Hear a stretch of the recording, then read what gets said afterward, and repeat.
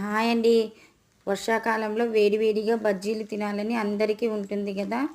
అందుకనే మేము కూడా ఈరోజు బజ్జీ ప్రిపరేషన్ చేసుకుంటున్నామండి. శనగపిండి తీసుకున్నానండి. కొద్దిగా ఉప్పు, సోడా పొడి కూడా ఇందులో యాడ్ చేసుకోవాలండి. తరువాత ఇలా పచ్చిమిరపకాయలు తీసుకున్నానండి. వీటిని మధ్యన మధ్యన కోస్తారు చాలామంది. కానీ నేను వెనక వైపు ఇలా తీసేసినానండి టొటాలు. ఇలా తీసుకొని బజ్జీ వేడి వేడి ఆయిల్‌లో డీప్ ఫ్రై చేసుకుంటే అంతే అండి. వేడి వేడిగా బజ్జీలు రెడీ అయ్యాయి.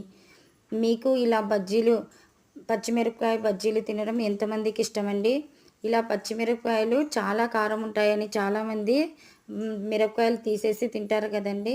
కానీ అలాంటి అవసరం లేకుండా మాకు ఈసారి పచ్చిమిరపకాయలు ఎలాంటి కారం లేకుండా ఉన్నాయండి. మీ ఊర్లో కూడా ఇలా కారం లేకుండా ఉన్నాయా పచ్చిమిరపకాయలు? అయితే కామెంట్ చేయండి. లైక్ చేయండి మా వీడియోను.